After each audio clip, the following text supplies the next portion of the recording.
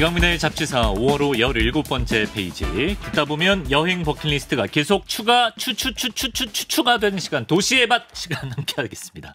숭실대 글로벌 통상학과 교수이자 도시인문학자 정희섭 작가님과 함께합니다. 어서 오십시오. 네, 안녕하십니까. 도시인문학자 정희섭입니다. 반갑습니다. 반갑습니다. 가끔 이제 여행 계획 세울 때 보면요, 이제 좀 준비하다 슬슬 좀 준비에 지쳐갈 때쯤 이런 생각이 항상 들더라고요. 아, 내가 이 돈으로 여행할 돈으로 뭔가 정말 많은 것들을 살 수도 있고 다른 걸 할 수도 있는데 여행 가는 게 맞나? 이런 딜레마에 늘 빠지곤 하는데. 네. 어떤 이런 딜레마에 대해서 도시인문학자로서 어떤 답을 주시겠습니까?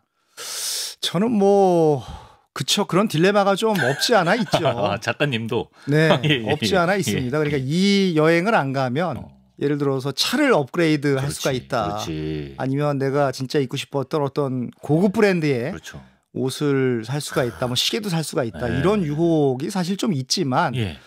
그래도 아마 제가 지금까지 차를 업그레이드를 하고 이런 명품 옷을 사고 이랬으면 이 자리에 없었겠죠. 이 자리에 존재를 할 수가 없었고. 지금 입고 계신 건 명품 아닌가요? 이거는 명품은 아닌데요. 오늘의 도시와 좀 관련이 있지만 그래도 아주 싸구려는 아니고 네, 괜찮은 브랜드입니다. 네. 근데 그렇게 생각을 하는 거죠. 그 여행은 저는 인생에 대한 투자라고 생각을 합니다.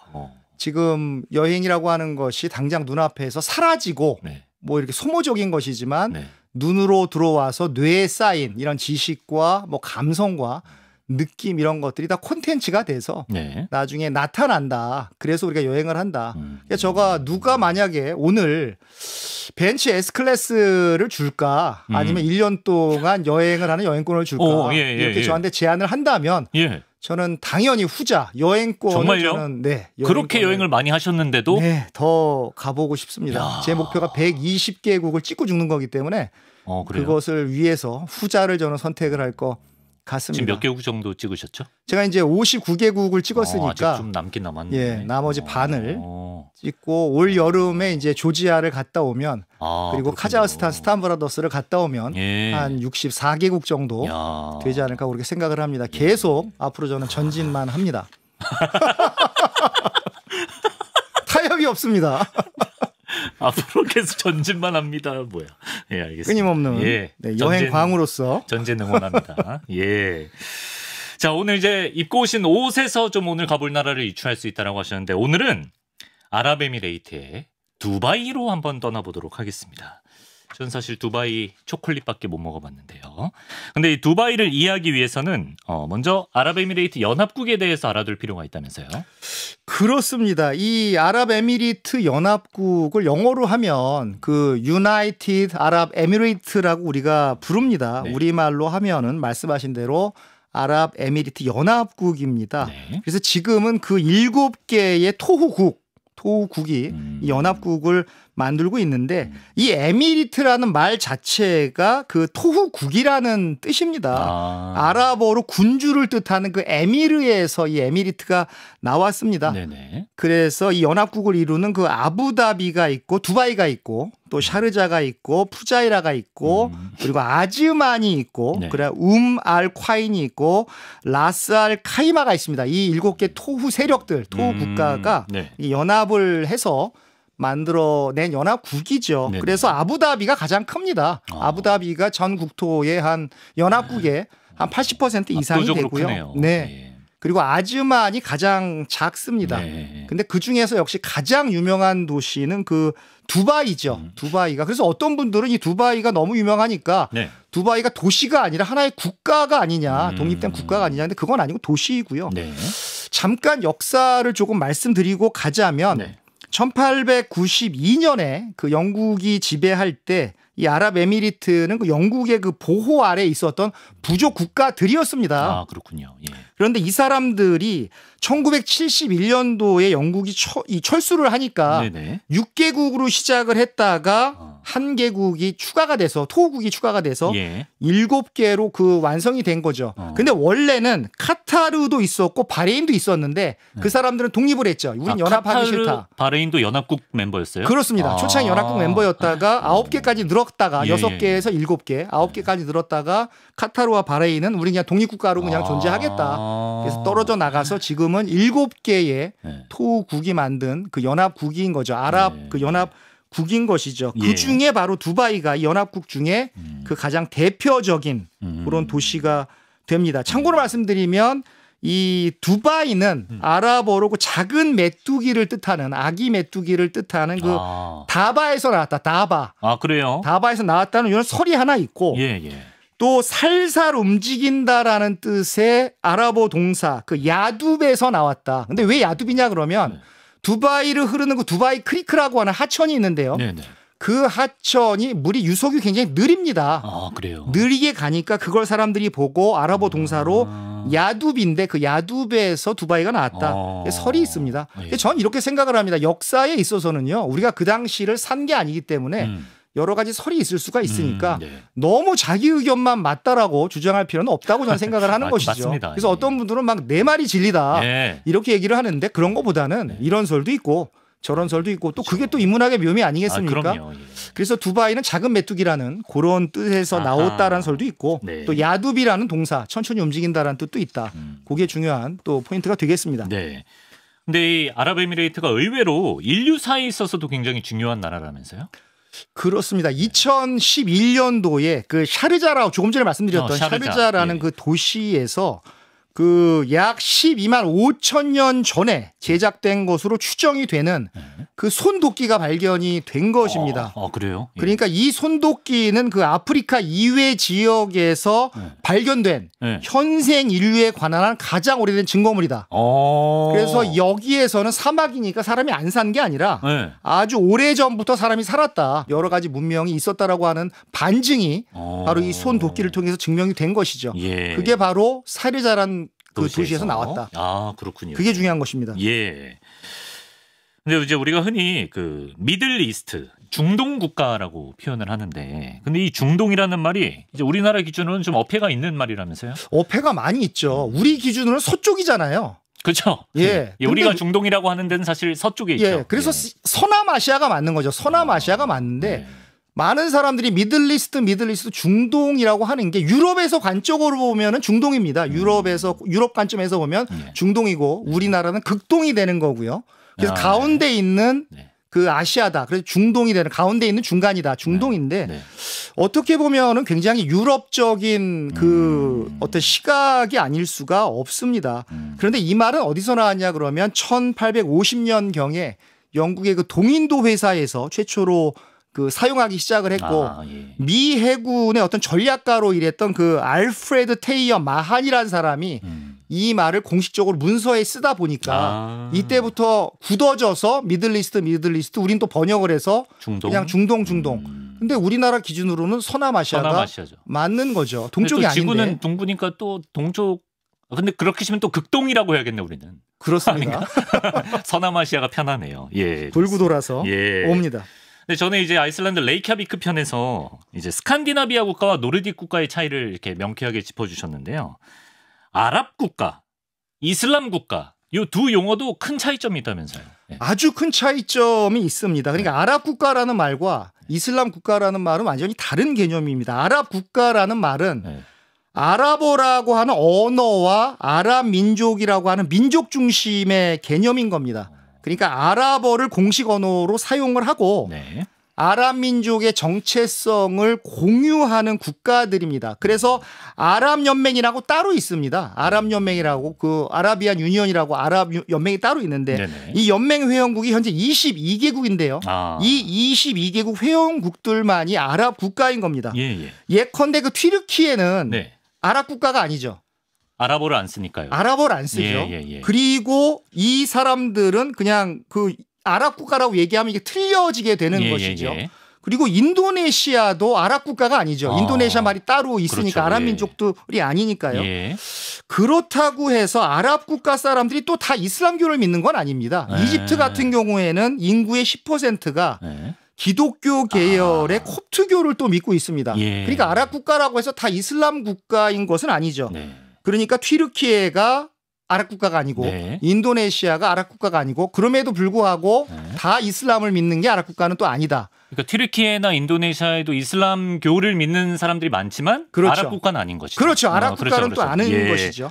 그런데 이슬람 국가는 뭐냐 그러면 철저하게 이슬람이라고 하는 종교 개념의 그런 컨셉입니다. 네. 국민 대다수가 이슬람을 믿고 또 이슬람교를 국교로 삼은 국가를 또 우리가 이슬람 국가라고 하는 것이죠. 그러니까 아랍에미레이트는 아랍 국가이면서 이슬람 국가가 되는 것이고요. 둘 다 해당되는 거죠. 그렇습니다. 예. 더 중요한 건 뭐냐 그러면 이란은 또 아랍 국가가 아닙니다. 아랍어 안 쓰나요? 거긴 이란어를 따로 씁니다. 아, 그렇구나. 그래서 이란은 원래 이름이 페르시아였죠. 아, 예. 그래서 이란은 페르시아의 후손입니다. 원래 그 페르시아 사람들이고요. 네. 그래서 한국 외대에 가면 아랍어과가 따로 있고 이란어과가 따로 있습니다. 아. 그러니까 이란은 이슬람 국가지만 또 아랍 국가는 그렇지, 아닌 것이죠. 그렇지. 그렇게 되는 것이죠. 아, 그렇습니다. 그래서 이란 사람들한테 아랍 국가라고 얘기를 하면 아, 이거 주의해야겠네. 되게 불쾌해합니다. 아, 그러네요. 무슨 소리냐? 나는 페르시아 사람인데 왜 아랍 국가라고 하냐? 예. 예컨대 무슨 한국 사람을 중국 사람이라 그러면 그렇죠. 기분이 안 좋듯이. 페르시아 왕자를 아랍 왕자라고 하면 좀 이상하죠. 그렇습니다. 예. 굉장히 중요한 개념입니다. 네. 지금 이제 두바이라고 하면 뭔가 이제 부자 중에서도 찐 부자들의 도시 이런 이미지가 강하거든요. 근데 여기가 원래는 작은 어촌 마을이었다고요. 아주 작디 작은 어촌 마을이었고요. 그냥 진주를 채취를 하고 그냥 고기를 잡아서 이렇게 생계를 이어가던 그런 작은 어촌 마을이었는데 1966년도에 그 유전이 개발이 됩니다. 유전이 개발이 되니까 오일머니가 생기면서 급격하게 발전을 했고 네. 급격하게 발전을 하다 보니까 세계 최대, 세계 최고 뭐 이런 수식어가 엄청나게 많아진 그런 도시가 되겠습니다. 네. 그런데 중요한 포인트가 뭐냐 그러면 이렇게 발전하게 되는 데는 1833년에 그 알막툼 가문이라고 있습니다. 알막툼 가문이 굉장히 중요한 왕가인데요. 아, 네. 이 왕가가 들어서면서 어떤 입헌군주제가 되면서 이 왕들이 통치를 잘했다라는 겁니다. 오일머니가 나오니까 호의호식 하는데 써버린 게 아니라 예. 큰 빅픽처를 그리고 마스터 플랜을 만들어서 두바이를 세계 최고의 도시로 만들어버리자. 잘했네. 이런 청사진을 만들었다는 게 중요한데 그래서 꼭 알고 가야 되는 왕이 3명이 있습니다. 네. 그 3명을 간단히 말씀을 드리면 네. 그 라시드 빈 사이드 알막툼이라는 왕이 있습니다. 이 사람이 1958년부터 1990년까지 32년간이나 두바이를 통치를 했는데요. 네. 그래서 이 사람이 작은 어촌이었던 두바이를 세계적인 항구 도시로 만들자라고 하는 청사진을 그려놓고 승하를 하신 거죠. 예. 승하를 하셨는데 보통 2세들이 잘 안 되거든요. 조선 왕조나 이런 걸 봐도 2세들이 안 되는데 그 아들인 막툼 빈 라시드 알막툼이라는 사람이 바톤을 이어받았습니다. 그래서 1990년부터 2006년까지 16년간 두바이를 통치를 했는데요.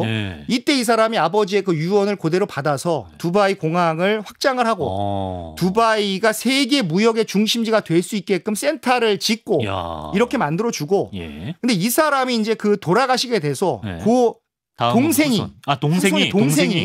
그 동생이 바로 누구냐 그러면 현재의 왕인 무하마드 빈 라시드 알막툼입니다. 이 사람이 굉장히 중요합니다. 이 사람이 어떻게 얘기를 했냐 그러면 이런 말을 했습니다. 꿈에는 한계가 없다. 마음대로 꿈꿔라.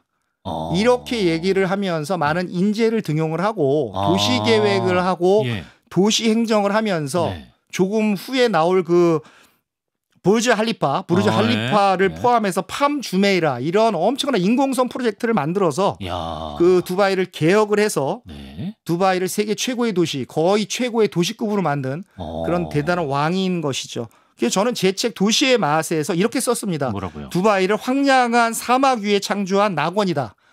이렇게 표현을 했는데 비록 뭐 하나님의 낙원은 아니지만 인간의 낙원이 이렇게 좋을 수도 있구나라는 것을 저는 두바이에서 한 달 여행을 하면서 느꼈습니다. 오늘 옷에도 황량한 사막에 낙원이 지금 드문드문 그렇습니다. 있네요. 이게 바로 바탕이 사막이고요. 이 꽃이 다 낙원 아니겠습니까? 그렇습니다. 낙원이 보이는. 이제야 깊은 뜻을 헤아릴 수가 있어요. 그러니까 이제 영국으로부터 독립한 이후에 두바이에는 좋은 왕들이 계속 나왔던 거네요. 그렇습니다. 이 미래를 내다보는 왕이 없었다면 두바이가 될 수가 없었다는 것이죠. 그게 너무너무 중요합니다. 그렇습니다. 사실 두바이를 그 여행의 최종 목적지로 삼지 않더라도 잠깐 이제 찍먹하신 분들은 꽤 계실 것 같아요. 왜냐하면 이제 두바이가 항공편 경유지로 굉장히 많이 뜨는 도시이기 때문인데요. 두바이를 경유하는 항공편이 이렇게 많은 이유가 있을까요? 예. 있습니다. 일단 뭐 지리적으로 너무 좋죠. 뭐 유럽하고 아시아하고 아프리카하고 심지어는 저 아래쪽에서 올라오는 오세아니아 쪽에 그 거의 가운데에 딱 허브 공항으로 들어가 있고요. 예. 그러다 보니까 두바이의 연간 그 이용객 수가 9천만 명이나 됩니다. 굉장히 많은 거죠. 그래서 이 에미레이트 항공의 전략은 뭐냐 그러면 공항의 전략은 뭐냐 그러면 네. 환승 중심으로 하자. 근데 환승하러 왔는데 놀다 가라.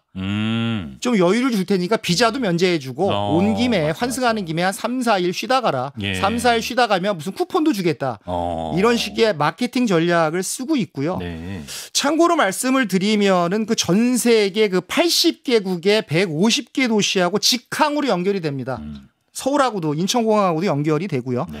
경유지로 계산을 하자 그러면 140여 개국에 270여 개를 연결하는 공항이 바로 이 두바이 공항이 되는 겁니다. 네. 그러니까 전략적으로 마케팅적으로 또 돈을 쓰게도 만들고 편의를 주니까 네. 또 항공료가 아랍에미리트 항공이 좀 쌉니다. 네. 또 가격도 싸게 해주니까 예. 많은 사람들이 몰릴 수밖에 없는 거죠. 프로모션을 또 해주니까. 저도 아프리카 케냐 갈 때 네. 두바이에서 경유하고 그렇게 들어갔습니다. 그렇군요. 자, 하지만 두바이가 이렇게 잠깐 경유하기도 물론 좋지만 짧게 보기엔 참 큰 도시입니다. 저는 이렇게 큰 줄 몰랐는데 면적이 서울의 7배 정도가 된다고 합니다. 두바이가. 좀 지역별 특색을 하나씩 짚어보면 좋을 것 같은데 일단 우리가 두바이 하면 가장 먼저 떠올리는 건물 부르즈 할리파. 우리 이제 삼성물산이 시공했다는 세계 최고층 빌딩인데요. 그렇습니다. 이 빌딩은 어디에 위치한 겁니까? 보통 여행과 관광의 행정구역이 아니라 여행과 관광의 목적이라면 두바이는 보통 5개 구역으로 나뉩니다. 네. 그 다운타운 지역이 있는데 이 다운타운 지역에 바로 말씀하신 한국의 자랑스러운 한국의 삼성물산이 시공한 그 부르즈 할리파가 있는 것이고요. 두바이의 그 랜드마크가 되는 것이죠. 네. 그래서 이 세계에서 가장 큰 쇼핑몰도 바로 옆에 있고요. 두바이몰이라고 있고 세계에서 가장 큰 그 두바이 분수쇼도 이 다운타운에 있고 뭐 그러다 보니까 세계 최고, 뭐 세계 최장 뭐 이런 수식어가 붙고요. 네. 그러다 보니까 저는 이 부르즈 이 할리파를 보면서 이 바벨탑을 저는 생각을 했던 적이 있어요. 예. 인간에게는 항상 누군가를 이기려고 하는 그런 자만심이 있다. 그래서 우리는 뭐 에덴 동산에서 쫓겨난 거 아니겠습니까? 네. 쫓겨났는데도 그 버릇을 못 고치고 원죄를 가지고 바벨탑을 세웠듯이 수천 년이 지난 지금도 그 무려 163층에 820m나 되는 부르즈 할리파를 지어서 신에게 도전하는 것은 아닌가. 이런 생각을 저는 부르즈 할리파를 보면서 느꼈습니다. 정말 대단한 뭐 인간의 도전이 아닐 수가 없고요. 설교 프로 듣는 것 같네요. 그런 생각을 하셨고. 네. 두바이 몰하고 이 부르즈 할리파 그 사이에 그 분수쇼가 있는데 이 분수쇼가 이제 152m까지 올라간다고 하니까 뭐 대단한 분수쇼고요. 세계 최대의 분수쇼고. 그 부르즈 할리파가 여러 개 그 기록이 있는데 무게가 54만 톤입니다. 이 빌딩의 건물의 무게가 54만 톤인데 이것을 동물로 환산을 하면 아프리카 코끼리가 한 마리당 대충 그 5톤인데요. 이 5톤짜리 코끼리가 그 10만 8천 마리가 있어야 한 번도 궁금하지 않았는데 또 막상 이렇게 화두를 던지면 너무 궁금해져요. 그래서 라오스의 그 루앙프라방의 란쌍 왕조가 생각이 나는 100만 마리의 코끼리가 생각이 나는 뭐 그 정도였습니다. 이 건물 하나가 10만 8천 마리의 코끼리 무게다. 뭐 이런 생각도 해봤습니다. 뭐 이 다운타운이 그렇고요. 다운타운 지역이. 그리고 두 번째 지역은 그 주메이라 지역이 있습니다. 이 주메이라 지역은 그 아랍어로 그 아름답다. 주메이라가 아름답다라는 뜻인데요. 여기에 고급 리조트 뭐 주택들이 있고 여기에 아름다운 카페와 펍이 있고 람보르기니와 페라리가 행행을 하고 너무 많이 볼 수가 있고 부촌이구나 여기가. 굉장한 부촌이고요. 바로 세계 유일의 그 7성급 호텔 브래드 피트와 안젤리나 졸리가 신혼여행을 갔다라고 하는 바로 그 호텔 부르즈 알 아라비. 그래. 바로 여기에 있습니다. 이건 역시 두바이의 랜드마크고 엽서에 들어가고 뭐 그림에 들어가는 거고요. 그냥 부촌답게 뭐 옆에 해변도 있고 뭐 세계에서 가장 큰 워터파크 중에 하나인 그 와일드 와디라는 그런 네. 워터파크도 있고 네. 또 더 중요한 것은 비무슬림에게도 공개되는 주메이라 모스크가 있죠. 근데 주메이라 모스크에는 하나의 스토리텔링이 있는데요. 네. 바로 누구냐 그러면 현지의 궁화인 그 무하마드 빈 라시드 알 막툼이 네. 아버지한테 돌아가시기 전에 선물했던 그런 모스크라라고 하는 그런 돈이 얼마나 많으면 모스크를 줘서 그러게요. 선물을 했을까요? 주메이라에 있다. 그렇습니다. 예. 또 한 군데는 그 마리나 JBR 지역인데 이 네. JBR이 어려운 게 아니라 주메이라 비치 레지던스의 그 이니셜입니다. 마리나 JBR 지역인데 여기에 바로 3km짜리 그 인간의 대역사죠. 인공 운하를 만들어서 그걸로 하천을 만들고 그 양옆에 빌딩을 세운 두바이에서 요트를 가장 많이 볼 수 있는 부촌 중에 부촌인 것이죠. 예. 그래서 그 마천루와 마천루 사이에 엄청난 카페에서 매일 밤 많은 셀럽들이 와서 파티를 즐긴다. 파티하고. 바로 이 장소가 되겠고 네. 또 한 군데가 그 팜 주메이라 지역. 팜 주메이라. 네, 팜 주메이라 지역이 바로 이 세상에서 가장 큰 인공섬이죠. 네. 인공섬인데 엄청난 그 부르즈 할리파와 더불어서 두바이 랜드마크를 완성시키는 곳인데 네. 세계 부호들이 와서 여기에 이제 별장을 사는 것인데 그 나뭇잎 모양으로 나뭇잎 야자수 모양으로 된 인공섬입니다. 예. 두바이 왕들께서 프로젝트로 만든 바로 그 곳이고요. 예. 여기는 제일 싼 게 100억이라고 합니다. 별장이 제일 싼 게. 싼 게 100억이다. 근데 그것도 항상 이제 경쟁을 통해서 서로 들어가려고 하고 여기에 이제 그 누가 사냐 그러면 얼마 전에 그 마포에 오셔서 영화 홍보하시고 삼겹살을 드시고 가신 톰 크루즈의 별장이 여기 있고요. 톰 크루즈 별장이 여기 있군요. 여기 있고 타이거 우즈의 별장이 여기 있고요. 그리고 마다나의 별장이 여기 있고 그리고 데이비 베컴의 별장이 여기 있습니다. 여기서 우리가 여기 다 별장 하나씩 있구나. 예. 참 그러고 싶습니다. 저는 여행하는데 돈을 다 써서 들어갈 수 전진하셔야죠. 전진하셔야죠. 전진하면 될.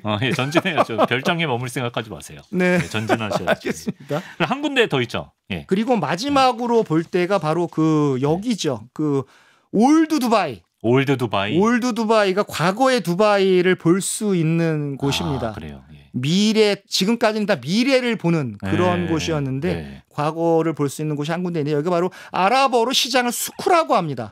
수쿠라고 해서 이 뭐 골드를 파는 수쿠, 뭐 골드 수쿠도 있고 향신료를 파는 수쿠도 있고 또 직물 시장도 있고 그래서 이 아랍 건축물을 가장 많이 볼 수 있는 올드 두바이가 있는데 여기는 꼭 보셔야 되고 또 유럽과 아시아를 잇는 그 비단길 두바이 크릭이 시작되는 지점이 바로 여기입니다. 걸프 해안에서 이렇게 그 물이 들어와서 만들어진 곳인데 여기 너무 아름답습니다. 진짜 여기가 아랍이구나. 두바이 다운타운에 가면 여기 아랍인가 뉴욕인가 이런 착각이 드는데 여기 오면 내가 그래도 아랍에 오기는 왔구나. 전통적인 모습을 보고 싶으면 그렇습니다. 올드 두바이로. 네. 여기에 바로 그 두바이 박물관도 있고 전통 거리도 있고 하니까 여기는 꼭 와보시는 것을 가보시는 것을 저는 추천을 드립니다. 예, 좋습니다. 자, 이런 최첨단 도시의 면모와 또 이제 올드 두바이처럼 서남아시아 하면 생각나는 그런 사막 이런 모습들 동시에 만끽할 수 있다는 게 두바이의 매력이 아닌가 싶은데요. 사막을 보려면 두바이 시내에서 좀 멀리 떨어져 있는 건가요? 예. 어느 정도인가요? 뭐 두바이 뭐 다운타운하고 주거지를 다 합치면 뭐 서울 정도밖에 안 되겠지만 두바이 전체 다가 이제 이 서울의 한 6.8배 된다라고 하는 건데 그게 다운타운 지역에서 주메이라 지역 이런 다운타운 지역에서 차로 한 40여 분에서 한 1시간 정도만 나가면 우리가 상상하는 그 사막이 드디어 나옵니다. 그 사막이 나오고요. 그 모래 언덕들이 나오고 이 사막에서 이제 많은 레저 활동을 뭐 어떤 거 하나요? 그래서 뭐 사막 사파리 4륜구동 SUV를 타고 나가서 그 사막을 질주하는데 도중에 차를 세우고 그 샌드보드라고 해서 이렇게 쭉 내려가는 거 뭐 그것도 하고 뭐 여기서 캠핑도 하고 캠핑하면서 벨리 댄스도 볼 수가 있고 여러 가지 할 수가 있고 제기구 투어도 있고 또 저는 좀 위험해서 못할 것 같은데 뭐 헬리콥터 투어도 좀 있는데요. 헬리콥터 투어는 그 왠지 모르게 저는 이 제3지대 국가에 가서 이런 비행 이렇게 하는 것은 좀 약간 무서운 것 같아요. 그래요? 헬기로는 전진 안 한다? 헬기로는 그냥 정체하고 싶습니다. 헬기 투어도 있습니다. 알겠습니다. 근데 뭐 이런 사막도 보고 하려면 아무래도 여름보다는 이제 계절상 겨울에 가는 게 좋으려나요? 어떻습니까? 가장 좋은 여행 시기는 그 11월에서 그 3월 사이에 가는 게 가장 좋고요. 네. 이때는 기온이 한 10도에서 28도 정도 되니까 굉장히 쾌적하게 여행을 할 수가 있습니다. 중동하면 언제나 뭐 타 죽을 것 같은 그런 느낌이라고 생각을 하는데 네. 그렇지 않습니다. 밤 되면 시원하고요. 그래요. 또 습도가 없기 때문에 그늘에만 들어가면 예. 우리나라보다 훨씬 시원합니다. 그래서 제가 두바이에 한 달 동안 있었던 이유가 한 일주일 가려고 하는데 너무 좋다 보니까 먹을 것도 많고 하다 보니까 한 달이나 돈을 쓰고 왔습니다. 또 여기서 그 면세 지역이었습니다. 두바이가 2018년부터는 5%의 부가가치세가 붙지만 그전에는 면세 지역이었는데요. 면세 지역이다 보니까 전자제품도 괜히 많이 사게 되고 이 키보드도 괜히 하나 충동 구매했고요. 그러다 보니까 더 매력적인 것이죠. 네, 이제 아랍에미레이트가 서남아시아에서는 비교적 개방적인 국가이다라고 하지만 아무래도 이제 이슬람 문화이기 때문에 우리가 더 주의하고 혹은 뭐 조심해야 할 부분이 있다면 알려주시면 좋겠습니다. 그렇습니다. 이슬람 국가에서는 조심할 것이 사실 굉장히 많습니다. 종교적인 제약이 너무 많고요. 네. 이슬람 율법을 그 샤리아라고 하는데요. 네. 이 샤리아 율법에 따라서 이방인들도 움직여줘야 됩니다. 그렇지 않으면 처벌을 받을 수가 있고요. 네. 그래서 가장 중요하게 우리가 알고 가야 될 것이 바로 할랄이라는 것이 있습니다. 할랄 음식 푸드 할 때. 그렇습니다. 예. 할랄 푸드가 이제 아랍어로 허용된 것이라는 그런 뜻입니다. 합법적인 것이라는 뜻이고 또 반대로 하람이라는 것도 있습니다. 이것은 아랍 말로 금지된 것, 하지 말라는 것입니다. 하라는 것은 해야 되고 하지 말라는 것은 하지 말아야 되는 것이죠. 그렇죠. 당연히. 그래서 이 할랄과 하람은 음식에만 적용되는 게 아니라 뭐 화장품, 건축물, 옷, 뭐 이런 일상생활에 다 관여가 되고 있고요. 적용이 되고. 예컨대 뭐 할랄 같은 경우에는 뭐 말씀을 드리면 동물을 죽일 때 동물의 머리를 메카 방향으로 일단 둬야 되고요. 그리고 나서 기도문을 읽고 죽입니다. 알라에 대한 감사, 기도문을 드리고 그리고 단칼 고통이 없이 고통을 최소화해야 되기 때문에 단칼로 정맥을 끊어서 죽이고 그 피가 다 빠질 때까지 피는 안 먹습니다. 한국까지 선지해장국 이런 거 안 먹고요. 피를 다 빼서 피가 빠진 후에 그 고기를 먹어야 되는 것이고요. 이게 할랄의 법칙인 것이고 또 하람이라고 하는 것은 뭐 돼지고기, 술, 곤충 이런 거 먹지 말라는 것이죠. 이런 것을 지키지 않으면 안 된다라는 것이 중요한 것입니다. 항상 좀 그 도시마다 맥주 드시는 낙으로 여행하지 않으시나요? 그래서 저는 여기 외국인 전용 바가 있어서 거기 가서 맥주를 먹었습니다. 근데 값이 무지 비쌌고요. 그리고 알코올 도수를 어디서 갖고 왔는지 2.5도, 뭐 3도짜리를 파는 거예요. 그래서 아무리 마셔도 취하지 않았고 돈만 나갔다. 다른 거는 다 좋았는데 맥주를 마시는 데 있어서는 좀 제약이 많은 저에게 있어서는 좀 약간의 어려움이 있었다. 그런 고충이 있었던 그런 도시였습니다. 예. 잠깐 잡지식 하나를 짚고 가면 이제 아랍 국가에서 여성들이 착용하는 이제 스카프 같은 거 있잖아요. 우리 뭐 히잡 뭐 이런 식으로 표현을 하는데 이게 이제 전부 같은 게 아니고 모양이나 종류에 따라 이름도 다르고 용도도 다르다고 들었습니다. 그렇습니다. 이슬람 신도가 아닌 이상 아랍 여성의 옷을 이렇게 구별하는 것이 쉽지가 않습니다. 그럼에도 불구하고 좀 알고 가면 그 문화가 좀 보이거든요. 알고 가는 게 중요합니다. 그래서 우리가 가장 많이 쓰는 것이 히잡이라는 말을 쓰죠. 히잡이라는 말은 아랍어로 가리다라는 뜻입니다. 그래서 가장 보편적인 말입니다. 꾸란에서 언급된 그런 용어고요. 여성의 의상이고요. 얼굴만 내놓고 상체만 가립니다. 그게 히잡입니다. 근데 이것이 국가에 따라서 많은 디자인으로 이렇게 변형이 되어서 터키 가면 터키식의 히잡, 뭐 페르시아에 가면 페르시아의 히잡 이런 식으로 쓰이고요. 이 약간 개방된 그런 이슬람 국가에서 많이 입는 거고. 얼굴 보이는 게 히잡이다. 그렇습니다. 얼굴이 보이고 보이는 게 히잡이고요. 또 차도르라는 게 있는데 차도르는 주로 이란에서 페르시아 지방에서 많이 쓰이는데 보통 검정색입니다. 그래서 머리부터 발목 아래까지 다 가리고 망토식의 그런 형태를 갖고 있고요. 검정색이 많고요. 그리고 니캅이라는 것은 더합니다. 눈만 빼고 다 가리는 거. 눈만 빼고 발까지 다. 눈밖에 안 보여? 그렇죠. 눈만 빼고 다 가리고 코 아래로 이렇게 얼굴 가리개가 있어서 얼굴 가리개 부착돼 있습니다. 얼굴 가리개를 이렇게 가리고 이렇게 입는 옷인데 이게 파키스탄에서 주로 요 니캅을 많이 입고 그리고 가장 불편해 보이는 것이 예. 바로 이제 부르카라는 건데 예. 검은 천으로 눈까지 가려버리는. 그 눈을 어떻게 보느냐? 거기에 망사 처리가 돼 있습니다. 그러니까 망사 밖으로 봐라. 얼마나 답답하겠어요. 그러니까 그렇죠, 눈까지도 다 가리고 눈 부분은 망사 처리로 해서 봐라라는 건데 예. 가장 보수적인 아프가니스탄에서 주로 입는 게 이 부르카입니다. 네. 보통 이렇게 4가지로 구분이 되는데 네. 보통 히잡이라는 말로 통칭을 해서 그냥 부르기도 하는 것이죠.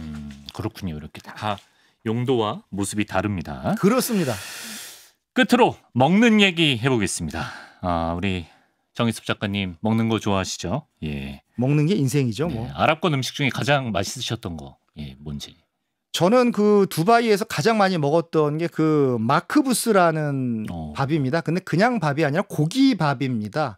맛있어 보인다. 이 육수를 끓여낸 고기를 끓여낸 육수를 가지고 밥을 짓습니다. 예. 그렇게 만들어놨는데 이 밥을 그 고기하고 그 육수하고 같이 이렇게 얹어서 나오는데요. 예. 그래서 거기에 이제 고기도 얹고 양파도 얹고 토마토도 얹고 하면서 토핑이 좀 이렇게 다르고요. 예. 그래서 고기 육수로 밥을 지으니까 굉장히 담백한 맛이고요.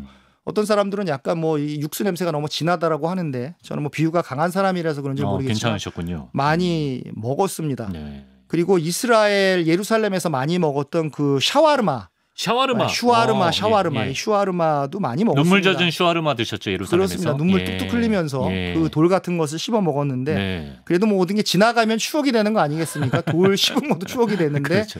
두바이 갔더니 그게 있는 겁니다. 있어서 그 역시 그 피타빵 절개에서 고기 넣어서 먹는 그 슈와르마를 많이 먹었고요. 또 하나는 그 면 요리인데요. 그 이름이 재밌습니다. 발라릿.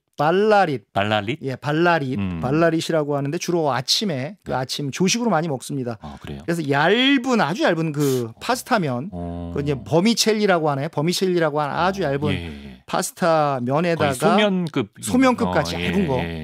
그걸 삶아서 그 위에다가 이제 계란 프라이 얹고 야채 토핑 얹어서 먹는 음식인데 한국 사람 입맛에도 저는 아주 딱 맞는. 소스는 좀 매콤한 건가요? 소스도 매콤한 거 뿌릴 수도 있고 아니 그냥 먹을 수도 있고 그 뭐 후추를 뿌려 먹을 수도 있는 거고요. 여러 가지 레시피로 만들 수가 있는데 저는 뭐 센 거를 좋아해서 그냥 계란 얹고 후추 좀 뿌리고 해서 그냥 먹었습니다.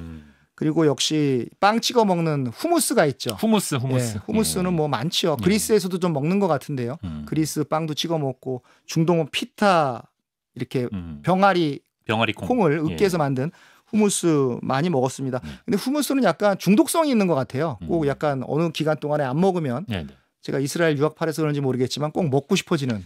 근데 구할 수는 없는. 이태원이나 가야 먹을 수 있고. 우리나라에서는 쉽지 않죠. 그게 후무스가 그런 음식이고요. 그리고 이제 아랍 커피가 있습니다. 아랍 커피. 제가 거기 여행할 때는 좀 젊었어서 이제 카페인에 이렇게 좀 내성이 좀 있었던지 몰라도 이렇게 하루에 3-4잔씩을 먹었는데도 잠 잘 잤는데 요즘에는 커피 잘못 먹으면 취약해지셨나요? 취약해졌습니다. 그래서 보통 아랍 그 사람 집에 놀러 가면 커피를 내옵니다. 그래요? 근데 그걸 또 거절하는 사람이 있어요. 근데 거절하면 그건 큰 실례입니다. 그래요? 예, 그걸 거절하면 안 되고 그걸 마셔줘야 됩니다. 커피 못 마시는 사람도 있는데. 그러니까 한 모금이라도 마시고 내려놓고. 근데 나는 아예 그냥 안 먹는다. 그래서 이 아랍 커피 문화는 그 2015년에 그 문화 자체가 아랍 커피 문화 자체가 유네스코 인류 무형 문화유산에 등재가 될 정도로 이 아랍 커피는 대단한 그 음료인 거죠. 문화이면서 음료인 것이죠. 그래서 아랍 커피에다가 이런 음식 먹으면 저는 두바이 다녀왔다 말하실 정도는 될 것 같습니다. 마크부스가 궁금하네요. 네. 오늘 끝인사는 뭐 아랍어로 나눠야겠네요. 좀 알려주셔야 될 것 같아요. 그렇습니다. 몇 가지만 알려드리고 인사를 나누자면 그 너무 많은 그 안녕하세요는 그 너무 유명한 아살라무 알라이쿰. 아살람 알레이쿰 하면 살레이쿰 아살람 이러나? 그렇습니다. 그죠. 그렇게 하고 안녕하세요 그러면서 하고 그리고 고맙습니다는 너무 유명한 슈크란. 슈크란 너무 많이 하고요. 그리고 괜찮습니다가 그냥 마레쉬 이렇게 마레쉬라고 하고 그리고 너무 많이 들리는 어떤 무슨 희망사항 같은 거 얘기할 때 인샬라. 인샬라. 네, 인샬라. 이게 신이 원한다면. 뭐 그런 가끔 이런 거 막 그 그분들이 하는 가게 외국에서 네. 좀 빨리빨리 처리해줬으면 좋겠는데 그냥 막 인샬라 하고 처리 안 해줄 때 있고. 그럴 때도 있습니다. 맞아. 인샬라 이건 친의 뜻이니까 약간 복장 터질 때 있어요. 예. 그리고 이게 굉장히 좋은 말인데 테러리스트가 이런 말을 많이 써서 좀 약간 안 좋기도 한데 알라후 아크바르. 무슨 뜻이죠? 알라후 아크바르가 그 신은 위대하시다. 신은 위대하시다. 근데 테러리스트들이 죽을 때 꼭 알라후 아크바르 하면서 죽어서 약간 좀 그렇기도 한데요. 원래는 뭐 축복의 말인가요? 그렇습니다. 신은 위대하시다. 저 알라후 아크바르 축복의 말이죠. 신은 위대하시다. 그러니까 누가 큰 일을 해냈다. 그럼 알라후 아크바르. 누가 출산을 했다. 뭐 알라후 아크바르. 누가 큰 돈을 벌었다. 알라후 아크바르. 얘기를 하고 또 더 중요한 말이 또 이제 알함두릴라. 알함두릴라. 이것도 신에게 감사하는 겁니다. 이것도 신에 감사하는 거예요. 이거 신에게 너무 감사해. 알함두릴라라고 이렇게 얘기를 하는데 가장 중요한 말은 역시 안녕히 가세요. 예, 그렇죠. 오늘 안녕히 해야죠. 가세요는 해야 되는데 그건 이제 맛살라마. 맛살라마. 예, 맛살라마가 이제 마지막 작별 인사. 안녕히 가세요가 되겠습니다. 그럼 오늘 이 말과 함께 또 도시의 맛 두바이 편을 마치고 정희섭 작가님도 보내드리겠습니다. 여러분도 함께 하셔야 됩니다. 우리랑 같이. 자, 정희섭 작가님 오늘도 말씀 고맙습니다. 맛살라마.